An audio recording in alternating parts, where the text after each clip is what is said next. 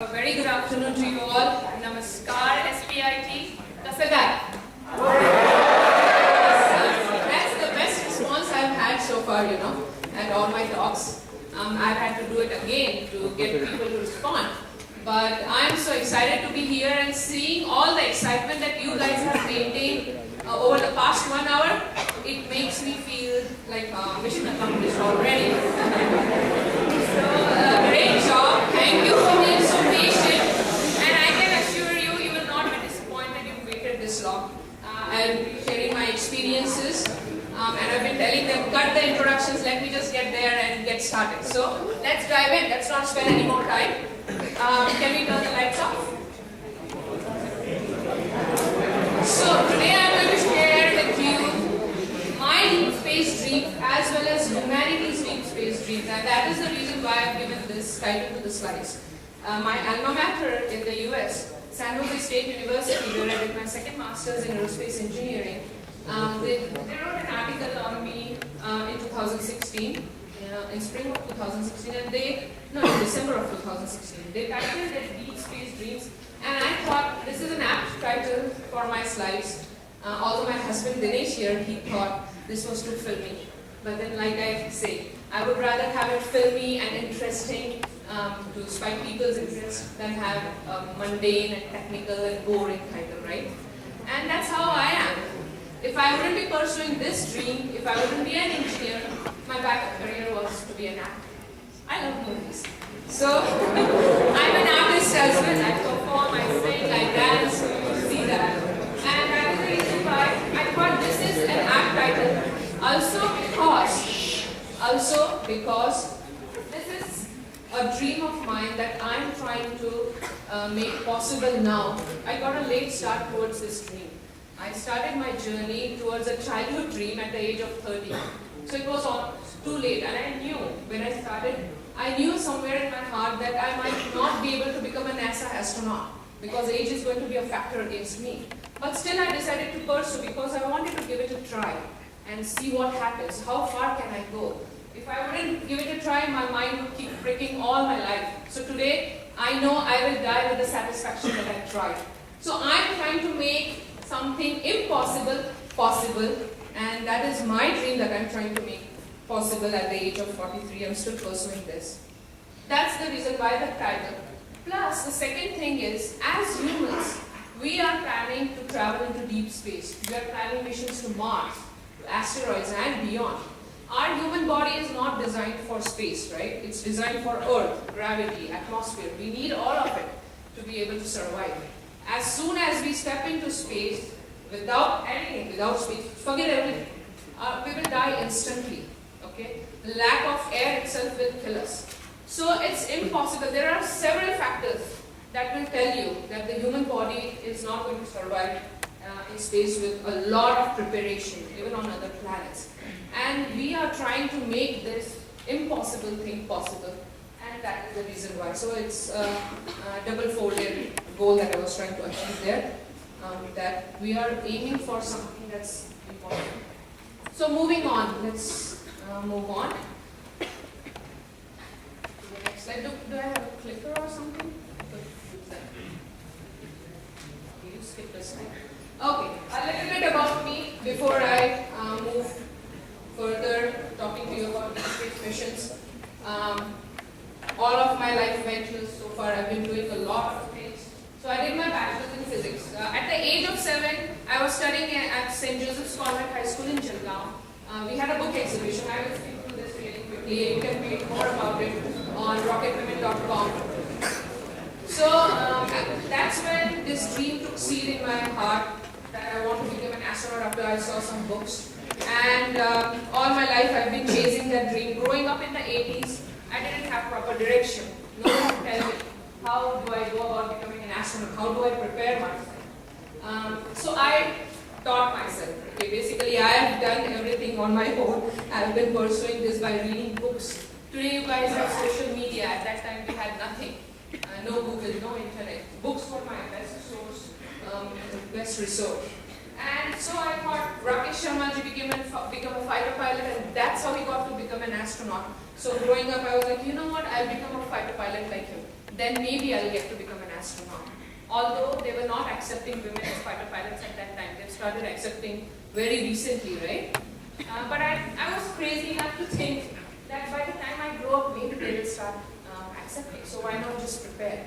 So I prepared myself. I kept reading. I was participating in a lot of extracurricular activities. I decided to do my bachelor's in physics because I brought the Air Force application and said you need either a bachelor's in physics or a bachelor's in engineering. And my dad was like, you're not going out of Jalgaon to study anywhere else. Whatever you want to study here. So I thought, then I have the option of bachelor's in physics. The college was closed, and I love physics, so I didn't mind studying physics. I passed out physics with a distinction in that. Also, I tried to bring in the astronomy factor, astrophysics factor, because I loved the stars and galaxies and studying about them. So my project was also on astronomy. After that, I brought the fighter pilot application once I was done with my bachelor's. While I was doing my bachelor's, I joined the NCC Army wing. We didn't have an air wing. Air wing was only in Pune and Mumbai. So I ended up joining the Army wing. At least I make myself physically fit. I would run for miles every morning. I would teach in my dad's coaching classes. So at that time also I kept myself super busy. But I enjoyed doing all of that. I think that made me physically very strong. That running for miles, I trained myself. I got selected as a best cadet for the Republic Day parade in Delhi. 26 January parade, they select from each state one cadet. I was one of the 5 cadets that were selected. We competed. I won elocution, I won cultural activities, several competitions, but they didn't send me just because I was 5'3". They sent a girl who was 5'8", and I was shocked and stunned that I am more capable, but just because I'm not tall, they didn't select me. So since then I started figuring out that this is how it is going to be. No matter how capable you are, you will have to face these kind of issues. It was a tough thing because I had trained myself quite a lot for that. So that was one experience that taught me quite a few lessons. But yeah, so I brought the fighter pilot application. Even though it said males only, I decided to still send in my application. But after that, the second criteria was you need to have a perfect 20/20 vision to be a pilot, right? Fighter pilot especially. And I had a slight myopia. I was short-sighted. And that was really disappointing for me.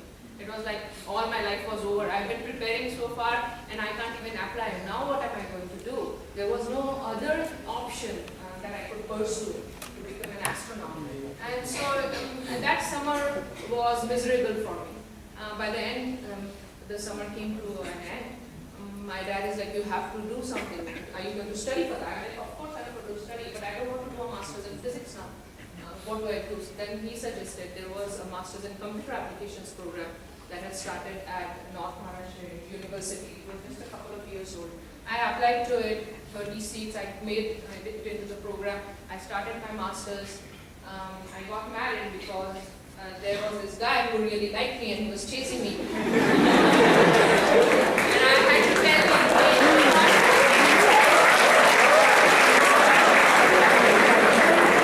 had to tell him, he's sitting right here, but I had to tell him, you are creating problems for me, mister. Go and meet my dad if you're really serious. And he really came. I thought that would shoo him away, but he really came to meet my parents. I got married by the end of my first year. He was in his second year. But we completed our studies separately. And then we started our lives together, our careers together in Mumbai. We came to Mumbai at a small company. That was a journey also, how we found our first jobs, 10 days. We were struggling in Mumbai, getting the newspapers, going and interviewing. And at the end of those 10 days, when we had decided we are not going to find anything here, we were about to leave. On the last day, we found this opportunity in the same company. We were hired by them, and we started working in Mumbai. 2.5 years in Mumbai as software engineers. We got an opportunity to go to the US through the same company. They sponsored our H-1B visa. I went to the US. We both went to the US, California, and I started working as a software consultant. So you see, my dream is falling behind now, right? And then the family pressure. When are you having kids? It's getting late. So it was 7 years for our marriage, and then we decided, okay, we have to start a family. I had my son. So he was 3 years old. I was watching the space shuttles launch, At that time, the space shuttles were launching very frequently because we were building the International Space Station up in the orbit. And NASA Ames Research Center, I saw it while driving to San Francisco a couple of times. And I was like, there is a NASA center here. I'm watching the space shuttles launch. So my dream started coming back, begging me again that this is my chance to do something. I should just give it a try. And I decided to do a second master's in aerospace engineering. And I got accepted to the program at San Jose State University. By the time I finished my master's, I had my second son. So I was working full time. I had kids and I was doing a master's. It was crazy. It took me longer because I didn't have aerospace engineering background. I had to take 7 prerequisite bachelor's level courses. But I didn't mind because I was loving that. I learned about rockets, airplanes, how they work, aeronautics, and I was really enjoying that. So working late in the nights with handling a baby, my parents came to help me. Initially there was a little opposition. Why do you need to do it? You have a great job, you have a big house, a kid. So the husband and the parents, they didn't want me to do that. They gave me a tough time. But I persisted. They were worried. I can understand their fear. Like your parents will be worried as well, right? How will you handle it? You will not be able to give time to us. But I proved to them that I will be able to handle it all very well, and I have been doing that till this day. Handle your responsibilities, give them the priority, and everything else of mine, my own dreams, my own aspirations have always been my lowest priority. By doing that, I have shown it to them that I can handle everything and I will never let my duties be compromised. And that is how now I've gained their support. And everyone is with me now, and that makes me happier and motivated to pursue what I'm doing. Initially, it was a struggle when everyone is pulling you apart. No, you don't do this. This is not going to be possible, etc. But I'm glad I did my second master's in aerospace engineering, and now I'm pursuing a PhD in aerospace sciences. One course at a time. It's a slow process because I'm working as well. But I'm loving what I'm studying, so it's all worth it. And I'm sure it will definitely help towards my NASA astronaut application. I have been doing several other things. That's me on our Kepler website. I was a senior principal software engineer. I love being involved in my both boys' Boy Scout activities. I'm an assistant scout master for my older son, who is 15 now, and den leader for my younger son. I've been a den leader for both of them. That's been a final frontier design space, so I'll talk about that in a little bit. I've been taking private pilot lessons. I'm almost close to completion. There have been several instances. It's a long journey because there have been so many hurdles in my way, but I have never given up. I keep going. I have soloed Cessna 152 and the 172. I was about to finish my training with 152, but they sold that airplane, so I have to start all over in 172. It's been a tough ride, but I'm sure, hopefully this year, I'm not going to say it, this year I'll complete it. I'm a scuba certified diver, open water scuba certified diver. So these are the kind of things I've been pursuing, and in addition to that, I feel staying connected to our culture keeps me grounded. It helps us all stay grounded, right? The Indian culture is such. That is why I try to keep our culture alive. We have for 10 days in our home, and it's a big festive atmosphere. I want my boys to be connected to the Indian culture also.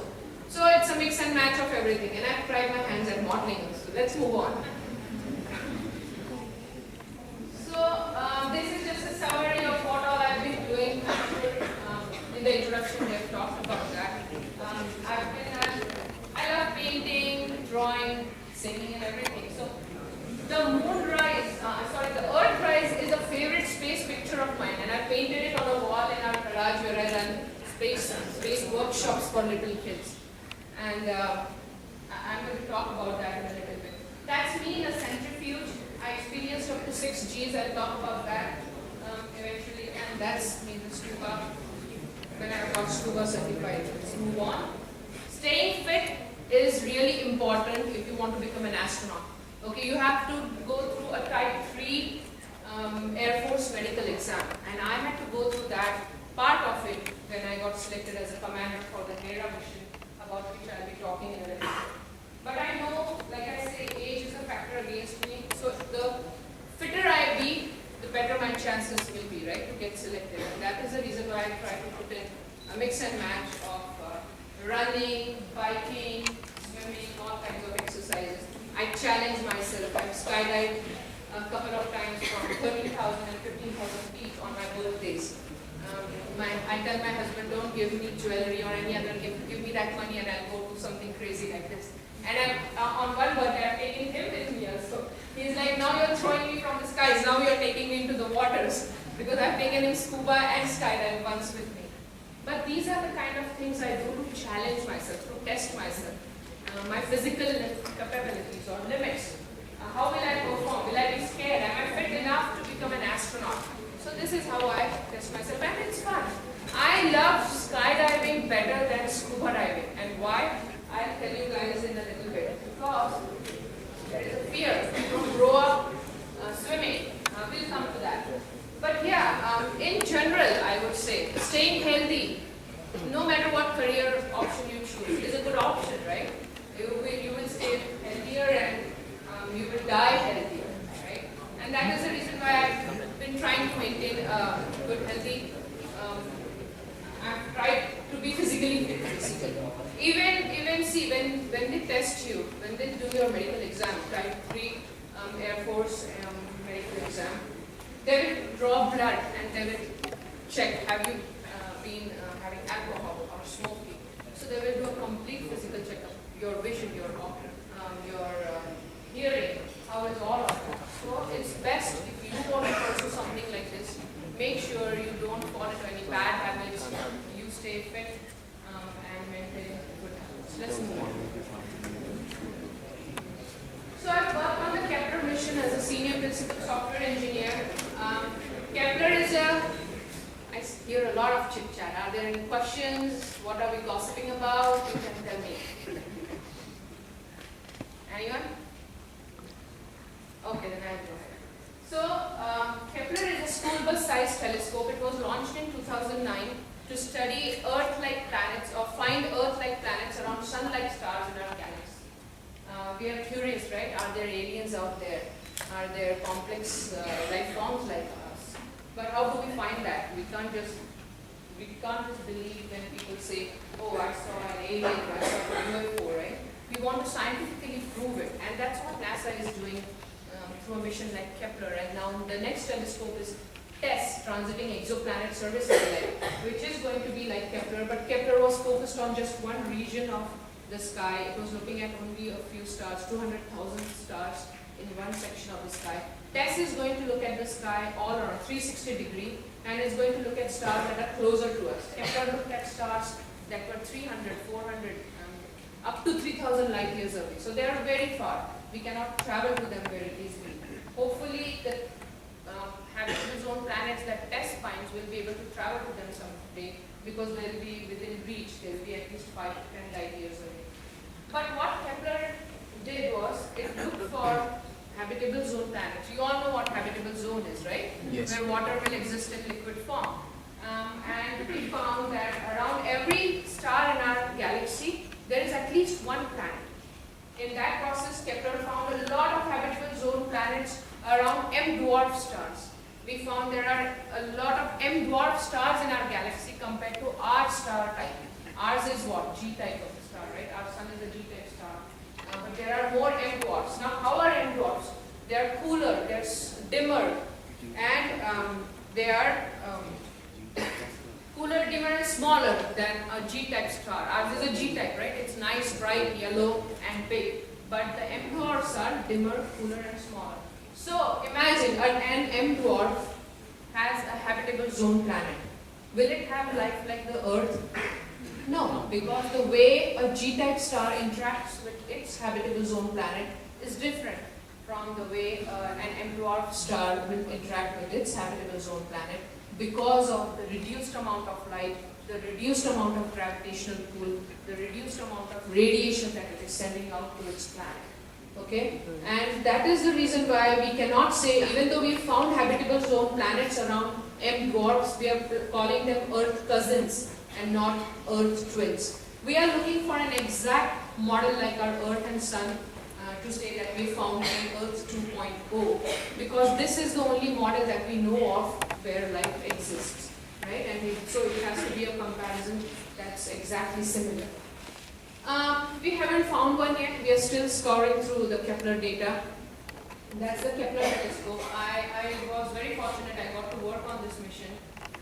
That's how Kepler works, a brief picture. It's measuring, it has a spectrometer or a photometer on board. Okay, so it's a camera, not like a regular camera, but it measures light coming from the star. So the telescope is measuring the light coming from the star. Once the planet crosses the star, once it starts crossing the star, it blocks some amount of light, no matter what the size of the planet, small, big. It will block some amount of light coming from that star. There will be a dip in that light. Once the planet has crossed, the light curve will come back up again, because the light from the planet, from the star that was being blocked is back to normal because the planet has crossed it. So those dips are called transits, and those are the ones that we were looking for. I worked on the software that we wrote for this mission. Processing the software, we started using supercomputers because Kepler data grew over time, right? And to find one planet like the Earth, we were looking for at least one transit. How long does it take for a planet, for our Earth to transit the Sun? One whole year.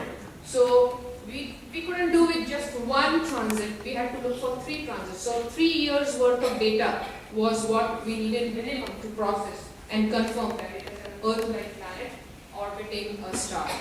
And in that process, we had to process the entire data from 2009. So there was no way we could just process 1 year data, leave it, process, move on to the next year's data.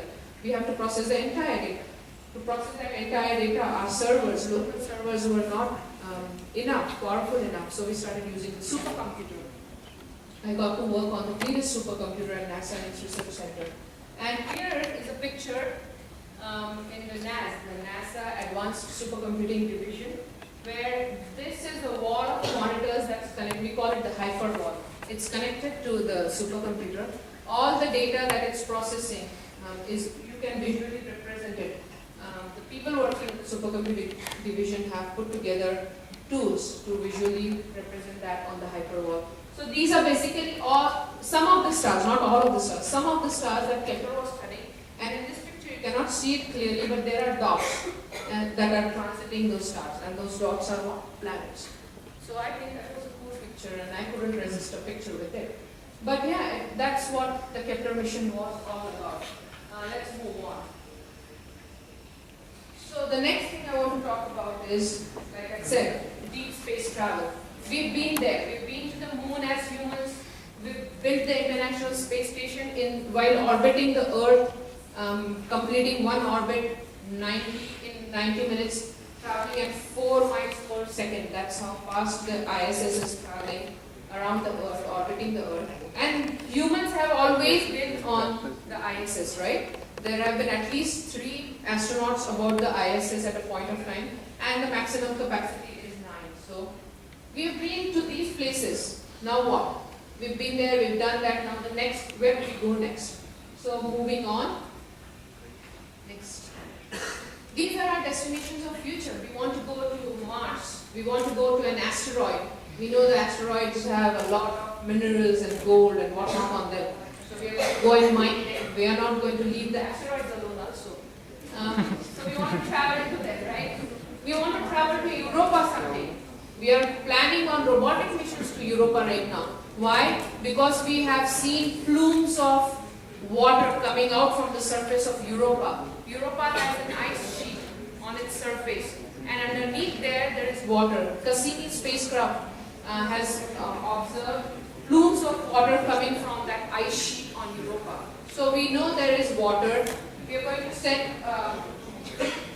rovers that will drill into the ice sheet and then dive into the water underneath that sheet and look for traces of life. We think, scientists think that there could be aquatic life under that ice sheet on Europa. It's warm under there. How? Is the sun's heat reaching it? No. It's that tug and pull that Saturn causes on Europa that generates heat within that moon. And that is how the inner core of Europa is warm and there is water underneath there, underneath that ice sheet. That is the reason why we want to go to Europa someday. And because I've worked on Kepler planets are my favorite, so I put that in there. Someday we'll be traveling to the Kepler planets. That's Kepler 22b. We think it's a water planet. That's, I can't even read that. That's Kepler 20e. It's not a habitable zone planet. But this is 452b, which is Earth-like. It's just a little bigger, slightly bigger than the Earth. So we're still not calling it an Earth. But it is in the habitable zone. So we might travel to it someday. These are the planets we might travel to. There'll be our destinations in the future. These are fun posters that NASA has put together on the Kepler planets that we found. 186F, I told you about habitable zone planets around M dwarfs, right?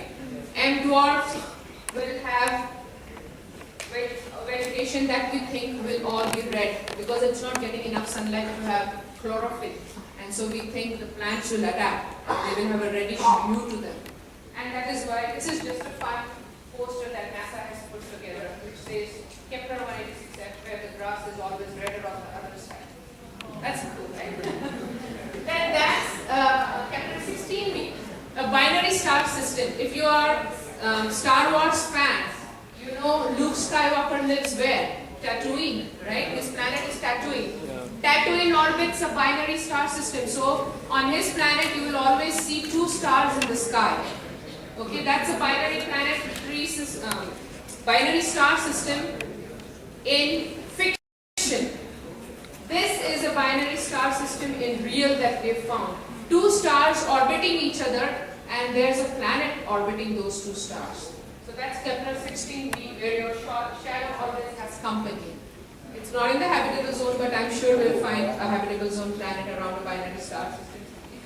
So I just put them together as a fun poster to give you an idea of how these two planets do. There is a HD 4037307G. It's a super Earth. It has heavier, more gravity than our Earth. So that might be our destination of the future as well. So we want to travel to these planets. Let's move on. But you guys have seen these, right? So this is fiction. This is fiction that we want to bring into reality, which is not very easy. In fiction, it's always easy, but we have to prepare. Let's move on. For deep space travel. And that's what NASA is working on right now. We want to send people to Mars and asteroids. Let's move on. We've sent rovers to Mars, but there's a reason why we haven't sent humans to Mars. Is everyone getting bored? No. Then why do I hear a lot of chit-chatting going on? If there are questions, ask them to me or hold on to your gossip. We will all gossip together. Okay? So, why haven't we gone to Mars yet? Why haven't we gone into deep space yet? And there are reasons, and these are the reasons. Neurovestibular imbalances. Let's start with that. Musculoskeletal system weakening. I'll talk about each of them. But in microgravity, on Earth we have gravity. We know this is up, we know this is down. So our bodies are used to this, right? Our brains are used to this gravity, the up and down concept. When you're in space, when you're in 0G, there is no concept of up and down. You're floating. Your brain doesn't know where up is, where down is. And so it gets confused. It starts making you nauseous because there is no orientation. Let's move on to the next slide. You don't have an orientation. Orientation is really important for our brain to be able to figure out how it controls our body, how it makes us stand. Oh, let's move on to the next one again. Okay. So our movements are coordinated very well here on Earth because of the orientation. Now this is all controlled by a little system in our ears. It's called the neurovestibular system. The balance, the coordination of movements, all of that is controlled by this little organ in our ears, which is called the neurovestibular system. When you don't have gravity, it gets messed up, it gets disoriented, and humans will not be able to perform well in these circumstances when there is microgravity and you're all over the place. So astronauts are given 2 days to adapt to zero gravity when they go to the International Space Station. It's not like they launch, they get there and they start working on tasks. They cannot, because of this factor. Their body movements are totally miscoordinated. They don't know how to figure things out. They are nauseous, they feel nauseous, and they feel sick in the stomach as well. So they're given 2 days. Our body adapts. Eventually it adapts. Some symptoms still continue to exist, but this is a major issue. What if we are going to travel into deep space? If we travel to a planet like Mars, there is a small amount of gravity there. So our body will adapt. But we will have to give astronauts some time to adapt, right? They cannot just step out of they have traveled in zero gravity and now they are coming back to some small amount of gravity. They cannot just step out of their spacecraft like they've shown in the Martian movie. It will take them some time. At least 2 days we should give them for the bodies to adapt before they can step out. So this neurovestibular imbalance is one issue that we have to deal with. Let's move on. Then again, here when we are walking on Earth, we are taking every step, we don't realize it, but our body is working against gravity. It's fighting gravity when we take each step, right? And that is how we are able to move ahead. That is the reason why our leg bones and muscles are bigger than any other part in our body. They are the biggest and strongest muscles in our body because they are working against gravity to keep us in motion. Now in space, in the absence of gravity, what happens? There is no use of the legs, right? We are not able to walk in zero gravity, we are floating. So our brain thinks, oh, this organ is not being used. I'm not going to send signals to it anymore. It starts shutting it down. So its concept is basically use it or lose it. And that's what happens to our leg muscles and bones. It's called the bone and muscle atrophy. We start losing muscle, we start losing bone. Here on Earth, women experience osteoporosis when as they get older, right? Bone loss. As they get older. But astronauts in space who have been for only 6 months on the International Space Station, they have experienced 4 times the osteoporosis that women experience here on Earth. 4 times that osteoporosis. They experience bone loss in 6 months, which is 4 times of what we experience here on Earth. Imagine a Mars mission. How long is it going to be? 6 to 8 months with the current technology that we have. It takes 6 to 8 months to travel to Mars, 6 to 8 months to come back from Mars. And now that we are going all the way there, do we just do co and come back? No. We have to stay there and do research. So there is actually research that should we just send astronauts and let them orbit and come back? No astronaut will be ready to do that. If they are going that far, they would want to get to the surface, right? They would want to get out. So astronauts will not be ready to just do an orbiting mission to Mars anyways. So if we are going to Mars, we are going to do some research. Now it has to be at least a few months or a year. So imagine 6 to 8 months to go, 6 to 8 months to come back, that's almost a year. 1 year to live there and perform your research. Stay on the surface and perform research. That's 2 years. Now Mars and Earth align very close to each other every 2 years. And we want that window to launch. Why? Do we want to launch when Mars is really far away from Earth? No. We want to save our fuel and our time, right? So we have to wait for that 2-year window when they are very close. 350,000 million miles. That is the distance when they are the closest to each other. And that window comes every 2 years. So now imagine how much it is going to be. How long is a Mars mission going to be? Travel time of 1 year, staying there for 1 year, and that window. So it's going to be at least a 3 to 4 year mission, right? So 3 to 4 year mission, you are exposed to microgravity or a very small, reduced amount of gravity. You are losing muscle and bone in 6 months to such a great extent. What will happen in 3 to 4 years? It's a big challenge. It's a big research topic right now. And you guys, if you are interested, you can take up one of these research topics and work on it, because we don't have really long-term solutions to these problems right now. It's a big challenge. They are going to lose a lot of bone and muscle. Plus, what else is happening? Let's move on. The body fluids, they are shifting up. Here on Earth, we have gravity to pull our blood and circulate it, right, all over the body. When there is no gravity, what's happening to all that blood? Our body is made up of 75% fluids. You all know that. It's blood, plasma, and water, right? that all of that fluid is rushing up to your body in the absence of gravity. Now when that is rushing up, astronauts, they will have puffy faces during their stay on the International Space Station. And they will have chicken legs because they are losing muscle and bone. It's called the chicken leg syndrome. So something weird is going on, plus that fluid is all shifting upwards. It's causing pressure on your brain. It's called the intracranial pressure. The skull is being pushed, squished because of the body fluid shifting up. Oh, I'm loud, very loud. This will be louder. So what's happening is those body fluids are shifting up. It's causing intracranial pressure. Plus this part, which is really delicate and sensitive, our eyes, they are being squished by all those fluids as well. So the eyes that are nice and circular and have perfect vision, their shape starts changing because of all of that pressure. And when their shape changes, astronauts start losing vision. That is a big issue as well, vision loss.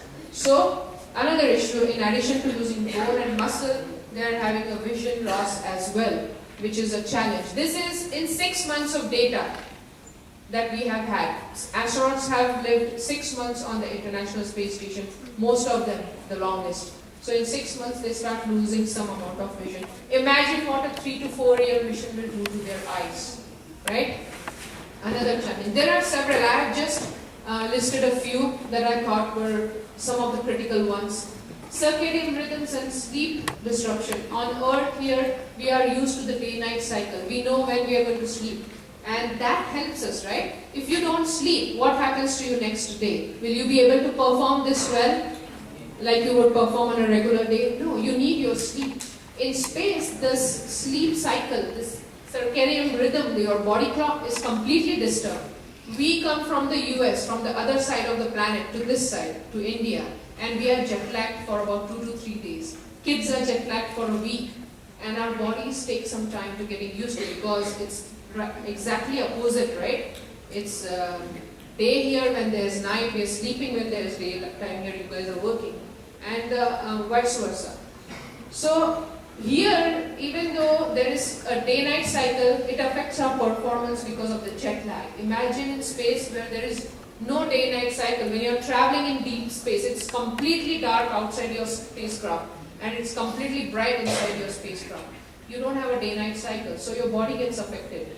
This chart just shows us when is a good time that our body works, how our body works over the clock.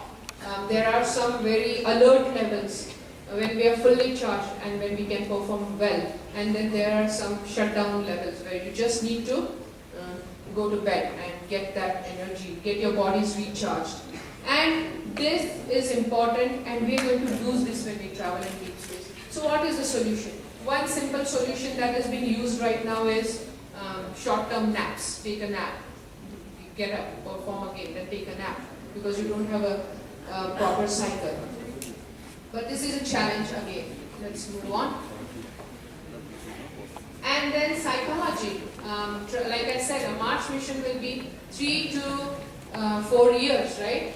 So you are traveling in a confined vessel. A spacecraft is basically a tin box in which you are traveling for months. And then when you arrive on Mars, what is the Martian atmosphere made up of? 95% carbon dioxide. So are you going to step out of your rocket right away without a spacesuit? No, you'll have to be in a confined environment again. You'll have to be in a spacesuit to be able to breathe and perform your tasks on the surface of Mars. So that is a confined environment again. And you're going to live in a habitat.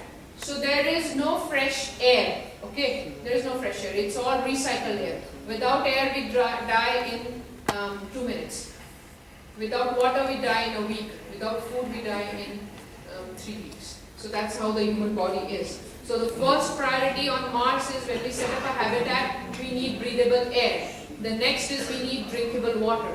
The third is we need edible food. We can carry supplies only enough for a crew of 4 for 3 to 4 months. After that, what? We have to start growing things on the surface of Mars. We have to start thinking of generation of water.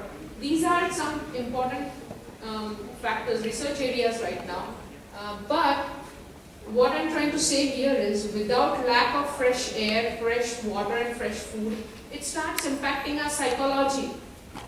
You might not agree, because unless you're put into that situation, you will not realize the importance of the fresh food, fresh air and fresh water. I have been in the Hera habitat for 14 days. No sunlight and no fresh air. And I know the importance.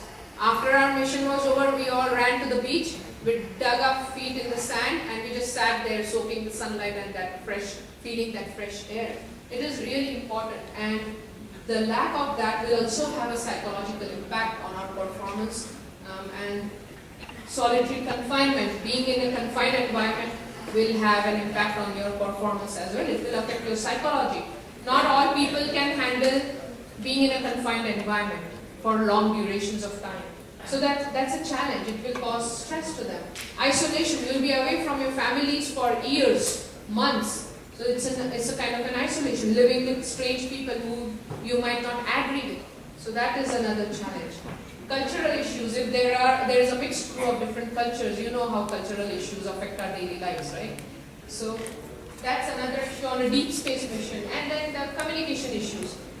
How long does a signal take to go to Mars and come back? 15 to 20 minutes. So if we rely on mission control here on Earth, the crew has to wait for 15 minutes to get a signal from Earth, 15 minutes for them to react, and maybe there is an emergency and they need to take care of it, and mission control might not agree with them. This has happened in real life. On the International Space Station, astronauts have not listened to mission control. They have disobeyed their orders. And that happens when you are for a long duration in space. They will be like, what do they know? I am here, I know what's best for me, so I'm going to do what I want, right? Those kind of conflicts can arise. So communication issues is a challenge as well. And then monotony of everyday routine. When you are on Mars on a mission, everything has to be routine.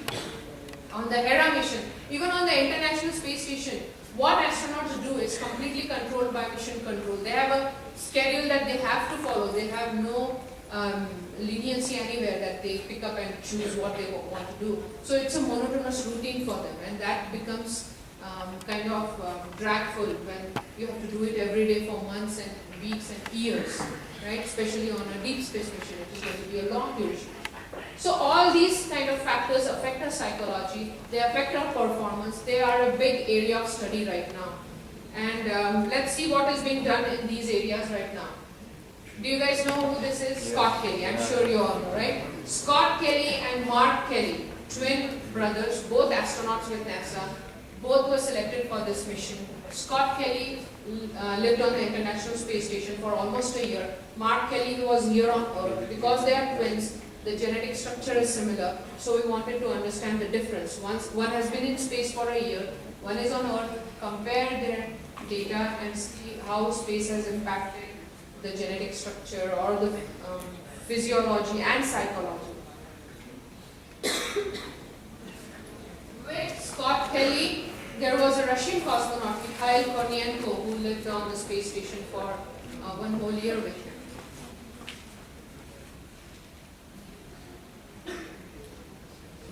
Let's move on. So these were the questions we were trying to get answers for from this 1 year mission. I told you a lot of factors that affect our body, right? There is bone and muscle atrophy, there is vision loss, there is the neurovestibular imbalances happening. So how does it impact over a period of 1 year? Until this time, until when Scott Kelly went to the space station for one whole year, astronauts have been living there for 6 months. And so this was a long duration mission. We are trying to now understand how a deep space mission or a long duration mission is going to impact a human body. These are the questions we try to answer: how do bodily fluids shift, how are visual acuity, and blah blah, all of those questions. But we had a conference with Scott Kelly when he came back from the space station after his 1 year mission. I was working on the Kepler mission at that time, and the NASA employees got to interact with him. He told us his skin has become so sensitive. One of the things he told us was his skin is so sensitive, being exposed to extreme radiation dosages while on the International Space Station. Even if he touches it, it becomes red and it burns. He feels a burning sensation. It had been 2 months since he had come back from the space station. So see here, our atmosphere is protecting us from that radiation dosage, right? It's extreme. Our body can handle only this much. It's 0.4 CBOs that our bodies can handle. But they're exposed to it about 10 to 20 times, which is extreme, and that can cause cancer. And his chances of getting cancer have increased now. Now it's been almost a couple of years, 1.5 to 2 years since he's come back.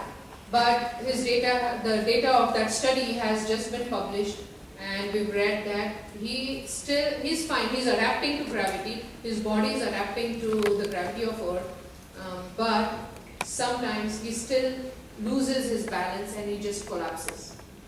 See the impact that microgravity leaves on our brain.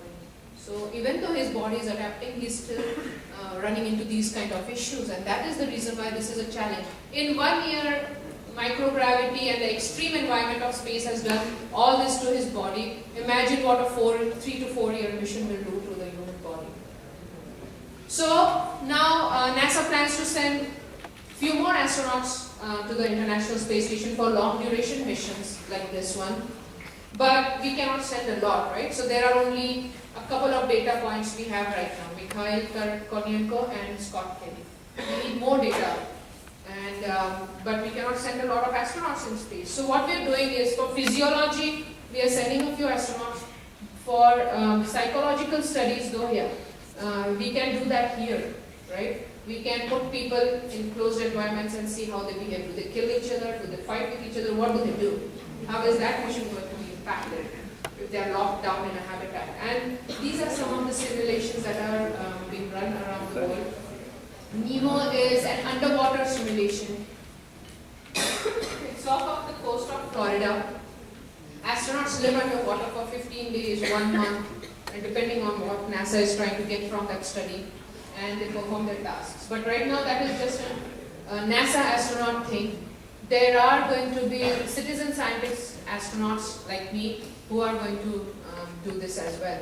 We are going to live for longer durations underwater and see how that affects our performance. Because basically the point is put ourselves in extreme environments for long durations and see how that affects us and our performance and our psychologists.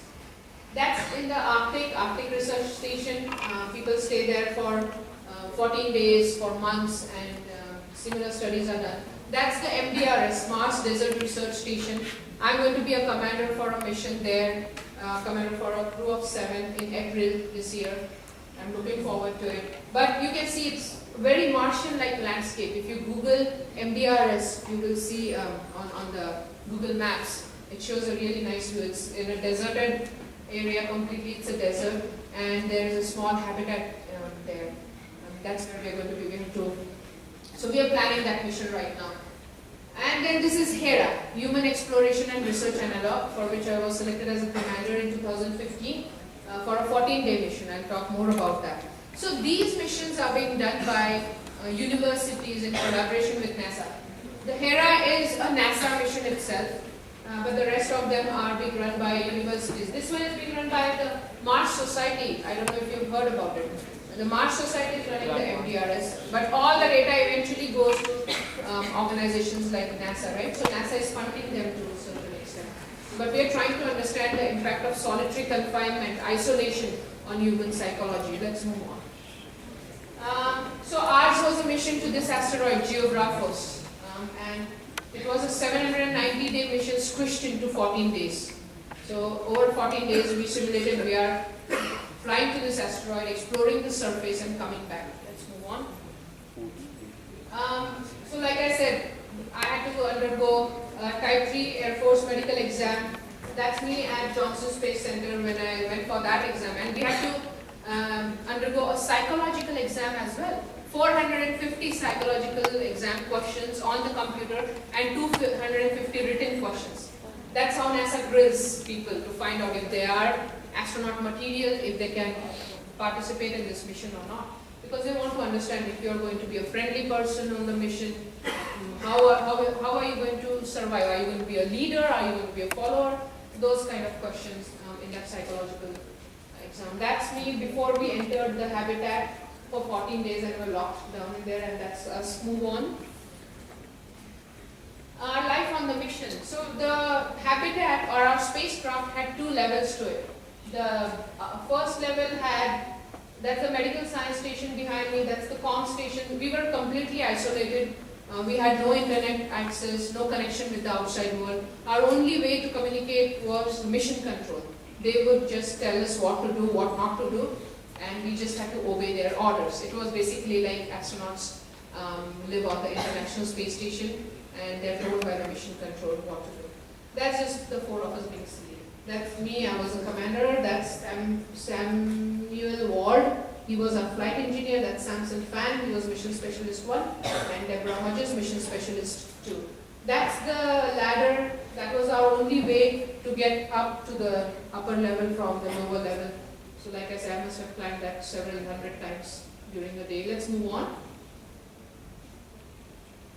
We got to eat real astronaut food, the food that astronauts eat on the International Space Station. What's special about that food? It's completely dehydrated so that it doesn't go bad and it stays good for a long duration of time.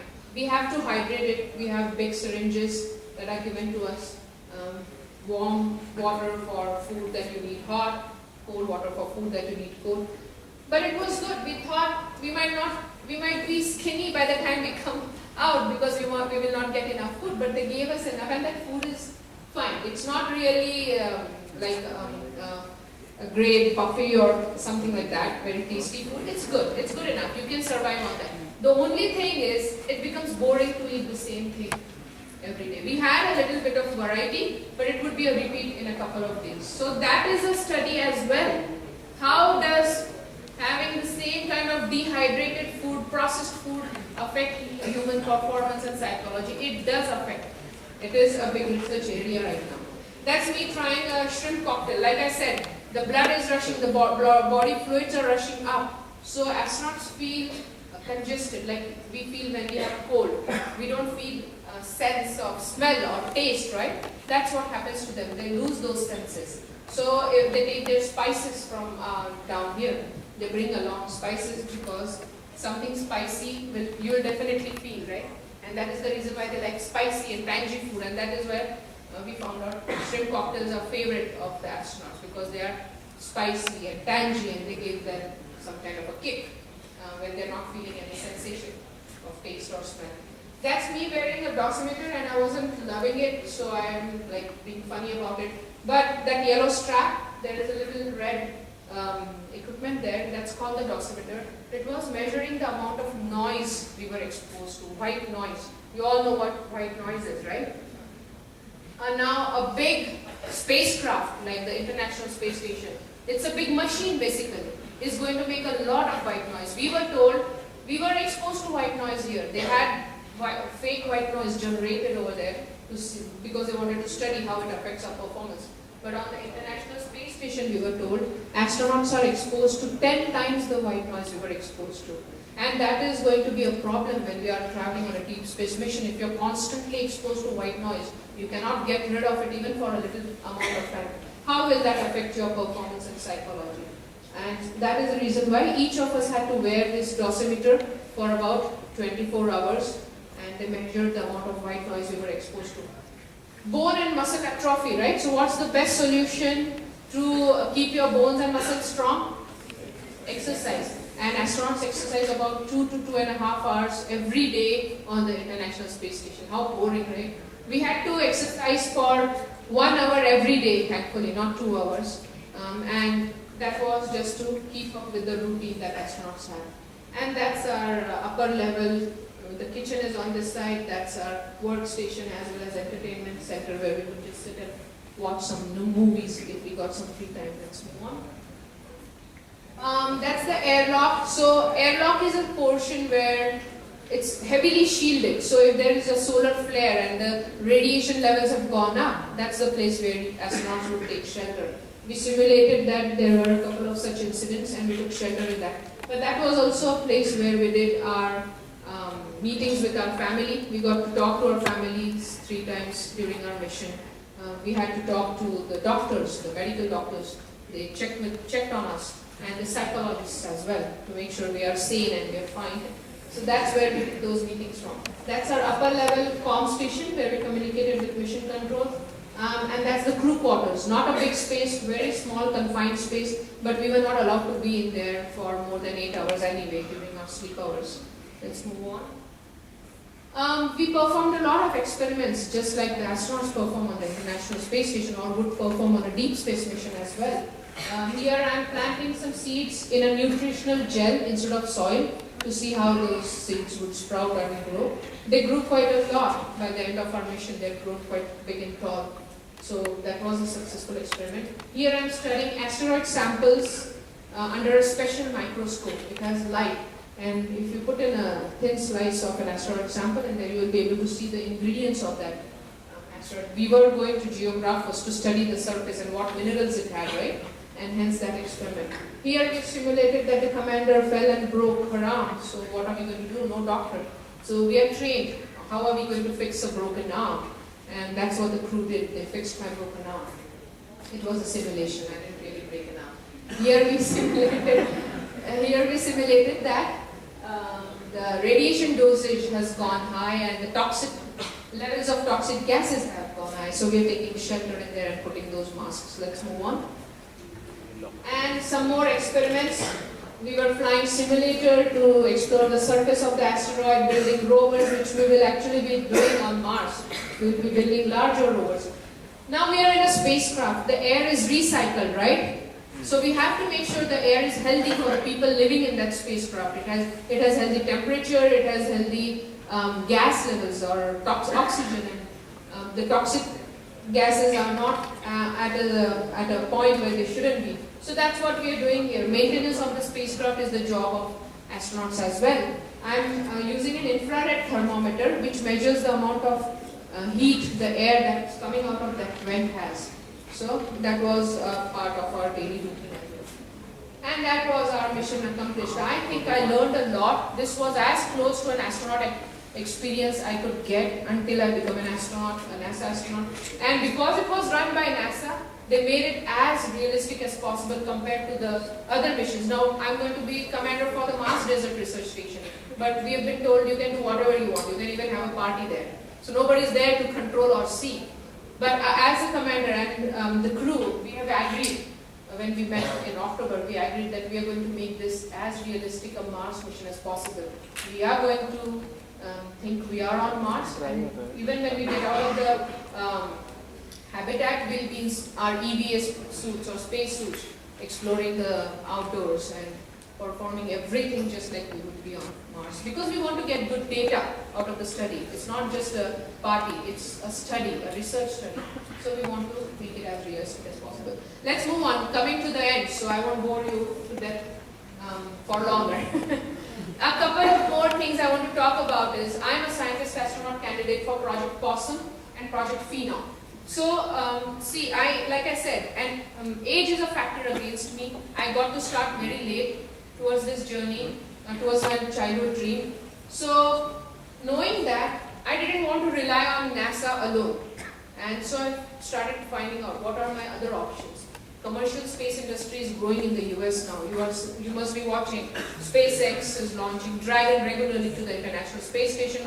Blue Origin are testing their rocket. Virgin Galactic is testing their Spaceship One, right? So tourism is going to become, space tourism is going to become a thing soon, in a few years. So commercial space industry is growing, and I thought, why not try something in the commercial space industry? And I was really lucky that I found out about Project Possum and Phenom.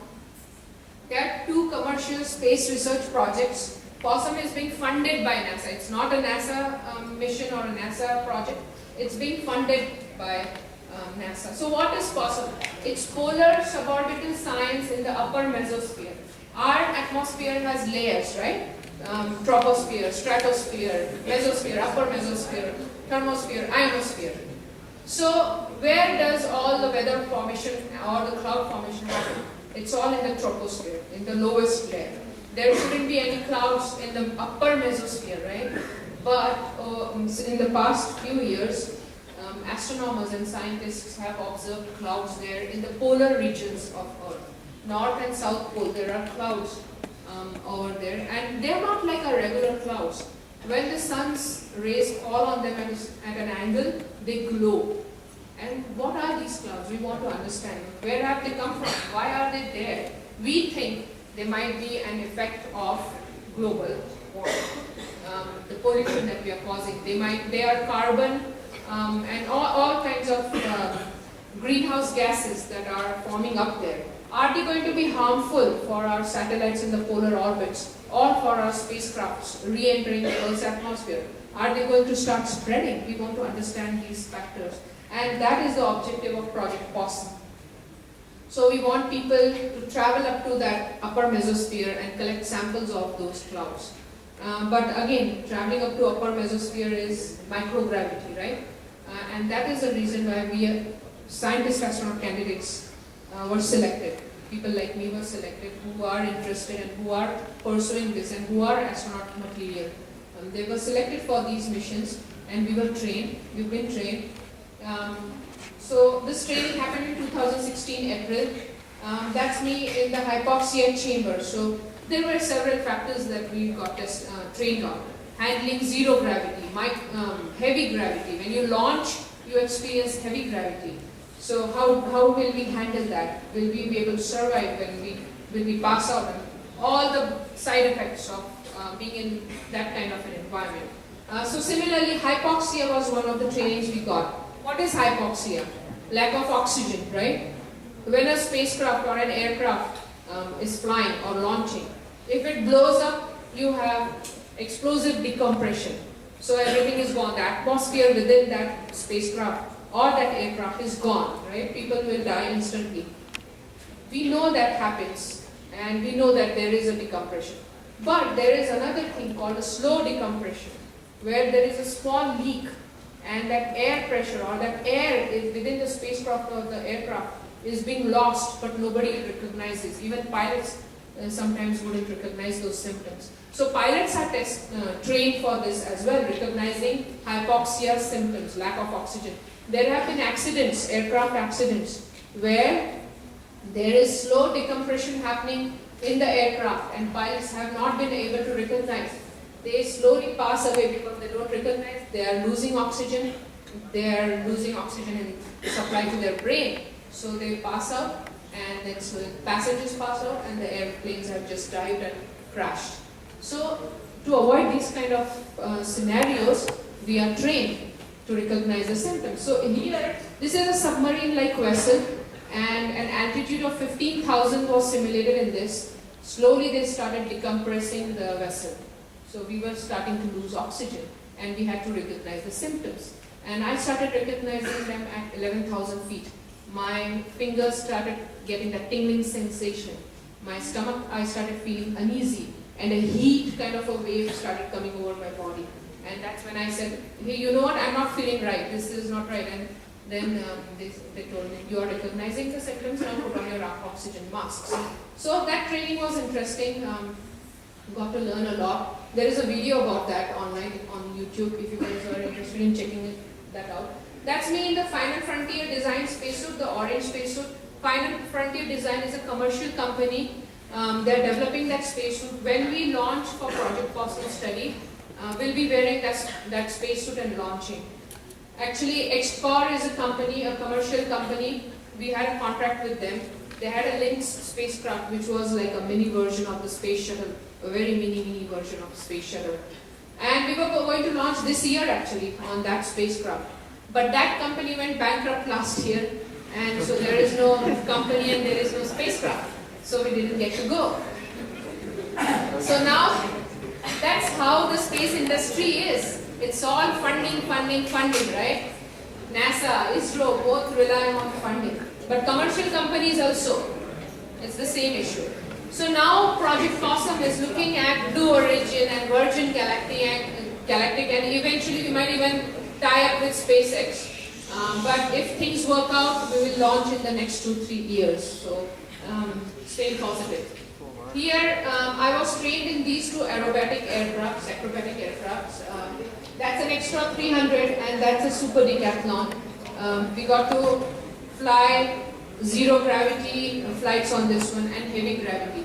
when you experience heavy gravity, what happens? The blood is being pulled towards your legs. So your brain is being deprived of oxygen because there is no blood supply happening, and you might pass out. And if that situation is not corrected, you might eventually die because your brain is being deprived of oxygen. So how do you handle that heavy gravity that's causing all these issues? When astronauts launch, they experience up to 4 Gs in the space shuttles. Apollo astronauts experience up to 11 Gs, which is a lot that the human body can handle. And that is why this training is important. We are trained on anti-G maneuvers, anti-gravity maneuvers. How do you control your body and not let the blood rushing down that portion happen, and stop that from happening and passing on. So that's what happened here. Training in microgravity and heavy gravity. Upside down or downside up. Perspective matters, and in space we don't have that neurovestibular imbalance that I was talking about, and that is the reason why I put this here. I'm flying upside down and experiencing microgravity. I'm floating, but it doesn't look like that because I'm strapped and mounted. But perspective really matters to our brain, having that orientation. Let's move on. That's me in the Final Frontier Design spacesuit. So after our training was done in April, now I've been participating in research missions. And this was one such research mission.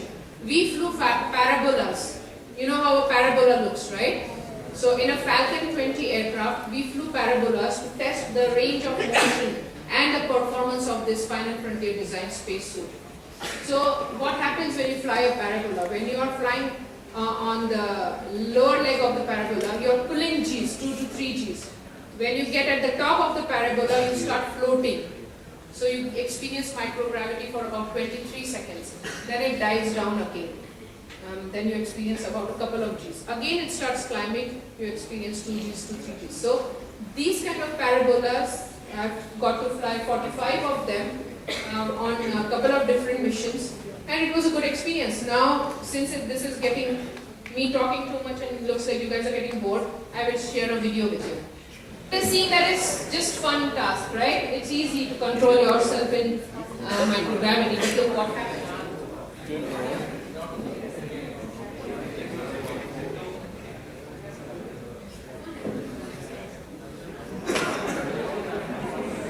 Look at the struggle, trying to keep myself in one spot.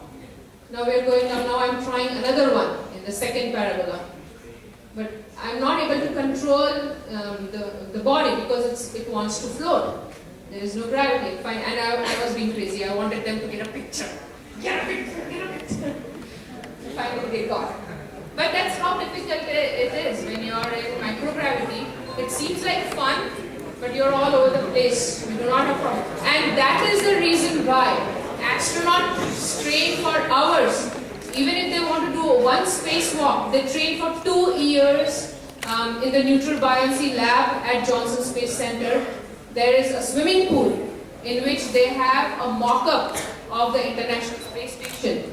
Astronauts dive in their space suits into that swimming pool and they practice their spacewalks in that lab. It's called the neutral buoyancy lab.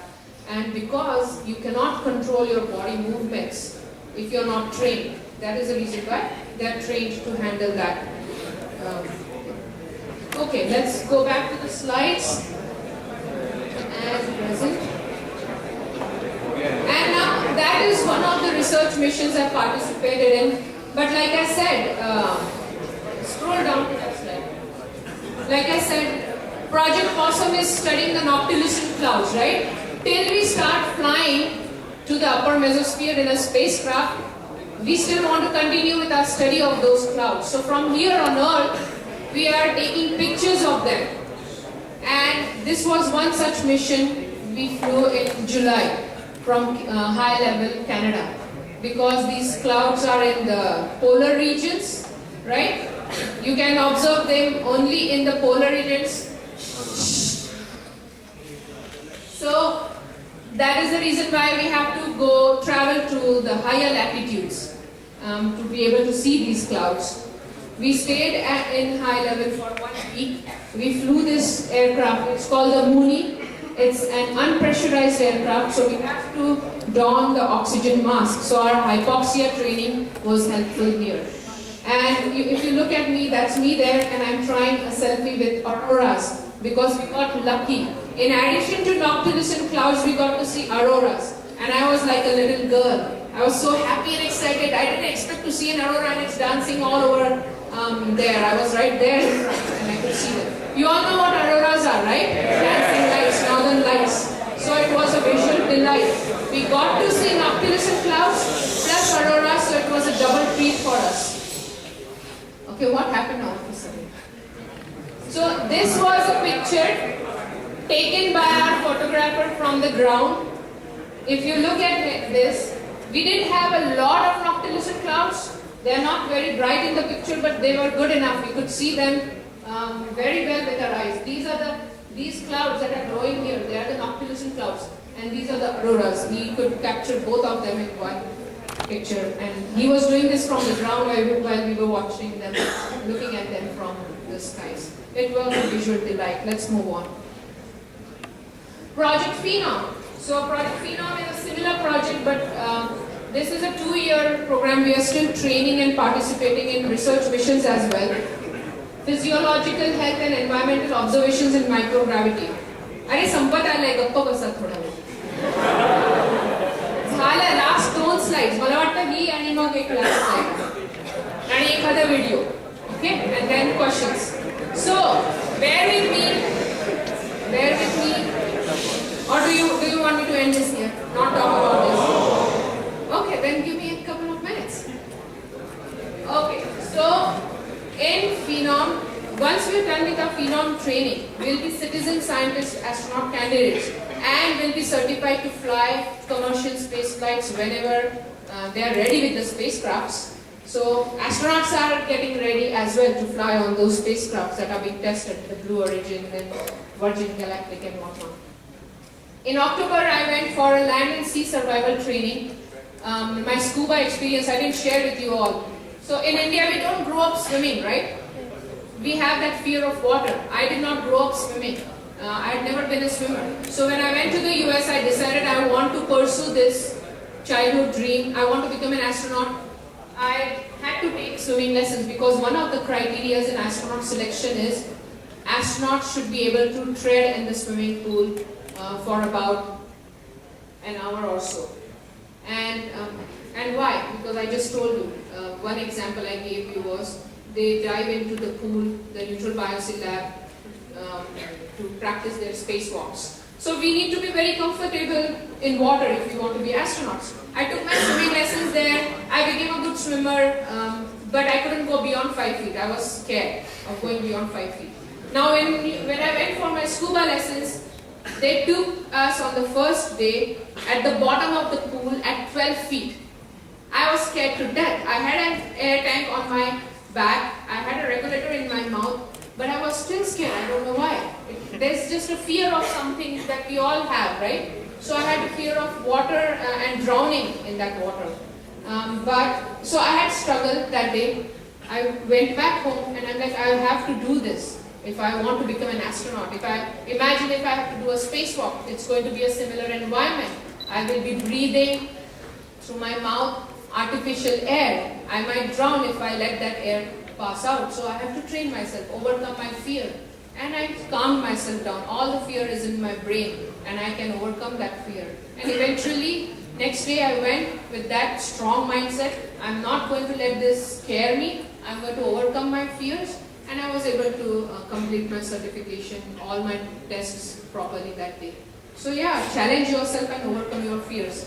Like I say, falling from an airplane in the sky, coming down, that is not scary to me. Going to the bottom of the ocean or a pool is scary, but I've overcome that fear. So this was a challenge as well because this was in the open ocean, in the Atlantic Ocean, off of the coast of Florida. And there were jellyfishes swimming by, 30 feet long tentacles. And we got down in that water. We had to open up this life craft, and we had to get into it and survive in it for 2 hours. Here we were just thrown in the water and we had to huddle together because our body temperature starts falling really fast. The water is, even though it feels warm initially, it starts pulling your body temperature down. So we have to huddle. How do we survive? That's what we were trained on.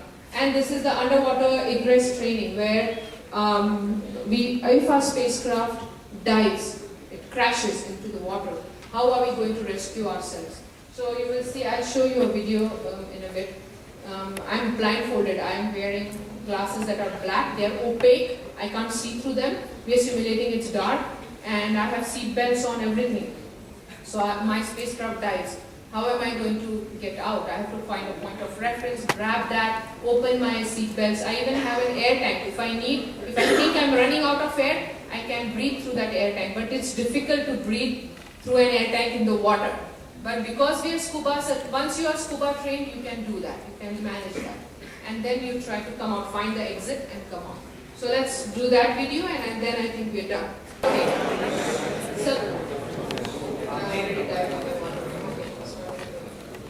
but I had help. So this time I've always been telling myself, you know what, these people will not let me die. So I'm not scared anymore. I opened the seat belts, I put the heat bottle in my mouth, I find the exit and I come out. So I did that successfully and I was proud of myself. I went back and did it a couple more times. Because the first one was, there is always that nervousness that you have.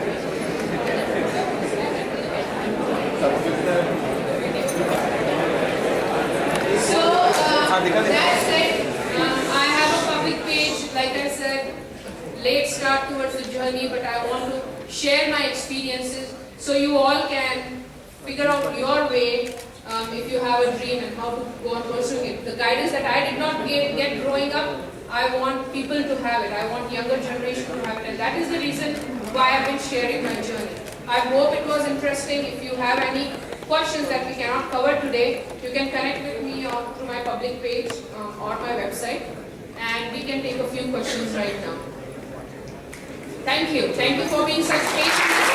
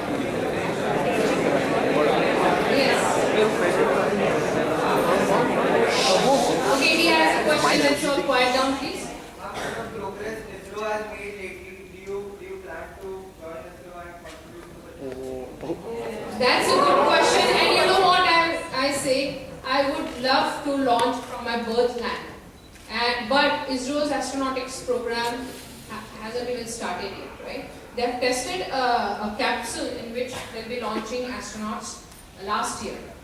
But there is, at least when I go to the website, ISRO website, I don't see anything about the astronautics program. I hear a few things, but nothing as of now. I think it will take ISRO at least 4 to 5 years to get into the astronautics side of things. Their focus mostly has been satellite launching, right? And they're doing an amazing job at that. But yeah, if there is something in astronautics, I would definitely like to come here and launch from my birth land. While we are doing that, because I get a lot of questions from students who want to work for NASA, but they cannot because they're not US citizens and all that stuff. So I want to bring something here. The astronautics training that I have been taking, I want to bring something similar to India, and I'm trying to figure my way about how I can do that. So let's see what happens in the next year. One question, you were saying that you find out the planets by screening for any Egress within the intensity of light. But it may not just be the planets, right? It may be other bodies also. So how will you know whether it's a planet? So that's what the scientists who work on the mission with us, they help us with. They have algorithms. There can be ghost images. There can be galaxy far away that is causing the dip. Those kind of issues, we don't want that to happen.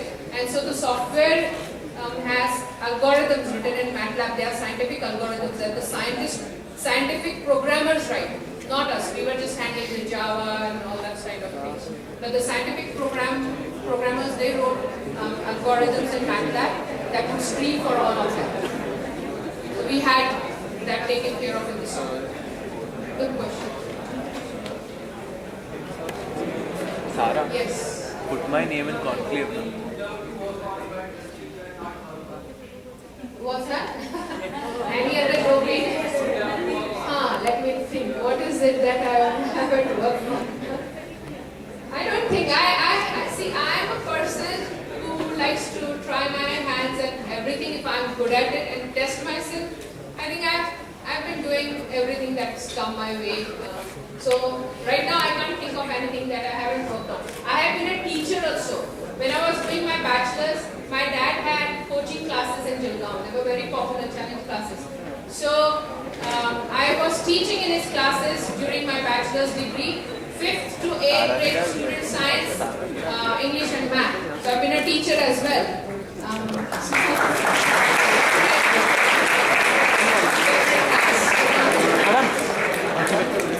Okay. Yeah.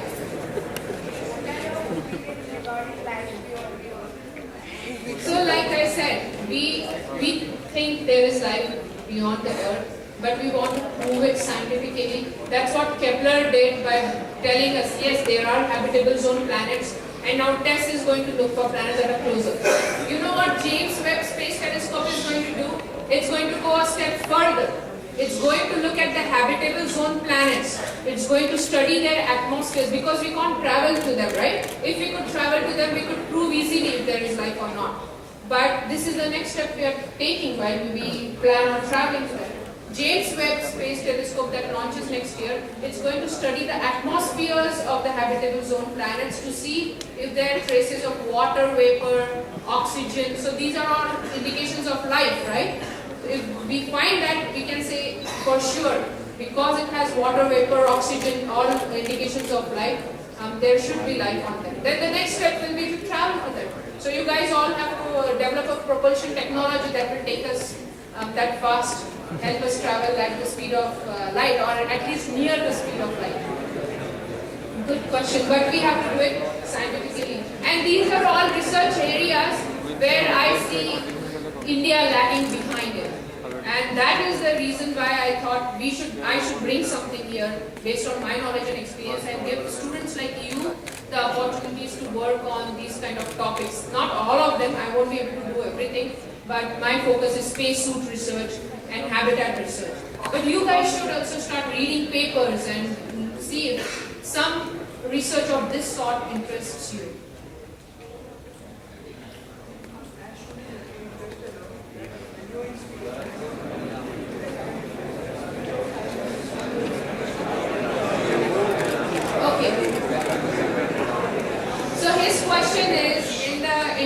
Movie they have shown that some planet is the time concept is faster. It's ahead of Earth in years, right? And on some planets it's slower. So is it true? See, I am not an astronomer or an astrophysicist, or I don't have the knowledge to talk a lot to that. But from what I know, it makes sense because time is a concept we have defined based on our knowledge and how we experience time here on Earth. So there are planets that are traveling faster than, orbiting around themselves faster than Earth. The day and night are going to be longer or shorter. There are planets that are orbiting their stars in a shorter amount of time compared to 1 year that we have here. So time is a concept we have defined it. Time will be different for people living on those planets, right? So yeah, it's what they showed in Interstellar makes sense. If that planet is orbiting really slowly, the days will be longer and the years and the months will change as well. So yeah, so concept. Yes.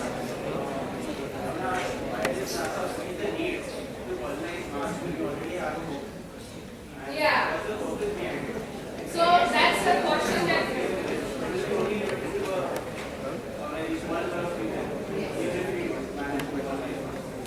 That's a good question. And when we are funding these kind of missions, so his question, guys, listen. His question is, why is NASA planning on going to Mars? What's the reason we want to go to Mars? And we'll be sending only a few people. So why send people to Mars? So this is a question that a lot of people ask, right? Because we are spending money on these projects, we are funding these projects. And people who are against space exploration will always question this. Why are you spending money on this? Okay, I'm not saying you are against it.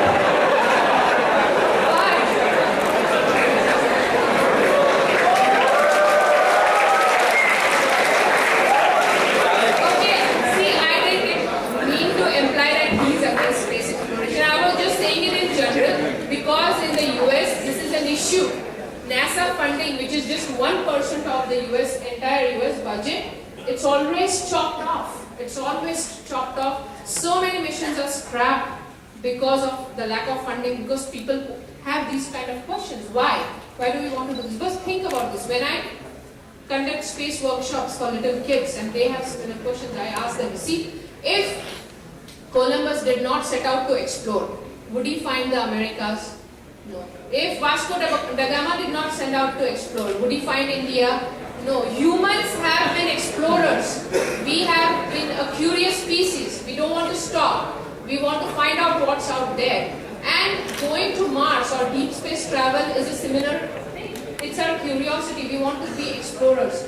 One day, even though it's not going to happen right now or in the next 100 years, one day there will be a scenario where something can go wrong with our Earth. We, more than a natural disaster, we will ourselves destroy our planet. So do we want to go extinct as humans? Imagine if something bad happens, we might go extinct. We don't want our species to go extinct. We want to be like Elon Musk says, we want to be a space-faring species. So we want to spread our species beyond. Now, we cannot travel any further than our solar system with the current technology. Where can we go? Can we go to Mercury and Venus? Can we go to Neptune and Jupiter and Saturn? Which is the most Earth-like planet? Mars. Mars is our sister planet, similar to Earth. It has a rocky surface. It had water once upon a time, millions of years ago. Curiosity and all these rovers have found traces of rivers flowing on Mars. So it's the closest to our Earth. It's on the edge of the habitable zone. Did you guys know that? It's on the edge of the habitable zone, and that is why it was habitable once upon a time. It might have had life, and we want to understand what happened to Mars. It had a magnetosphere. What happened to that magnetosphere? We think solar flare ripped off that magnetosphere and the atmosphere that Mars had. So to understand all of these things and to see if we can, as humans, travel to Mars, be able to survive there and then beyond, that is the reason why we want to do this. I don't know if I answered your question. You got busy chatting, but hope I did. Did I answer your question then? Does that? I don't think it will satisfy anything, but yes, as humans, we want to be exploring and know what's out there for us. That's it. Initially, we will send only a few people, right? Because such a mission will not be able to send hundreds of people. Elon Musk wants to send hundreds of people to colonize Mars. And it might happen someday. But it's a process we don't know a lot about. It's going in the unknown. And so we have to take it in stages. Even though during our lives, there will be only a few privileged people traveling there, there will be a day where our future generations will start colonizing Mars. and we will have more and more people going there. And then after that, we will start looking beyond Mars. We might find an Earth 2.2 and we might travel to that. Okay, that's good.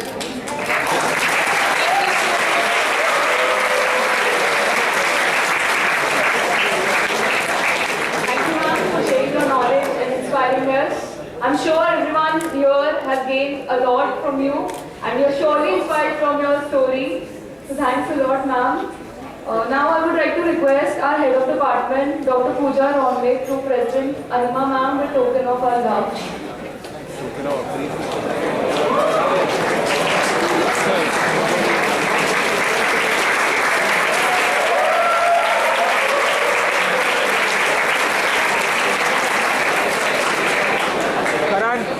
I would like to say, Pooja and I have studied together when I was doing my master's in computer applications. So we are,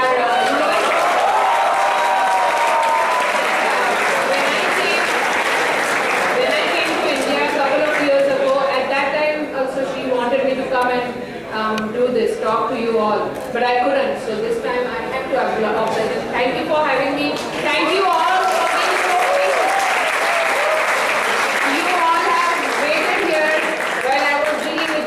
So I really appreciate that. Thank you so much. Wonderful session. Now we are cutting off that Thanksgiving and vote of thanks. We understand your concern also. Only one point I would want to put it here. We know Anima, and we have heard that she's a software engineer. She's an aerospace engineer, she's scuba diver, she's a dancer, singer, teacher, mentor, and all those things. So we really used to say, Anima, सब कुछ तुम ही करोगी, हमारे लिए भी कुछ छोड़ो. That was really a wonderful session.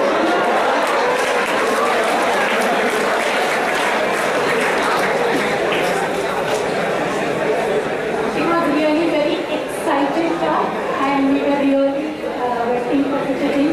When she said, Pooja, I'm coming to India, I jumped and I told her, look, this time you have to come to our college and we will talk to my students. Thank you guys. Thank you, Anima.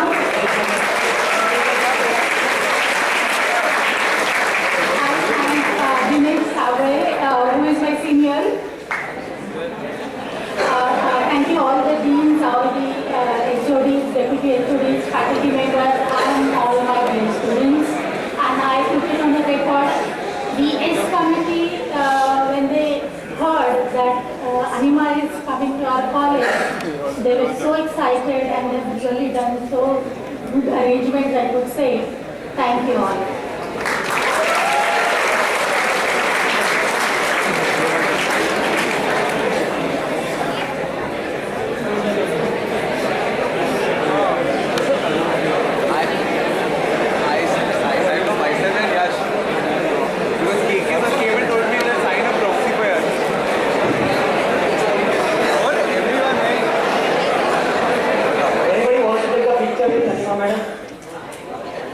Come here and take the picture with yourself with us.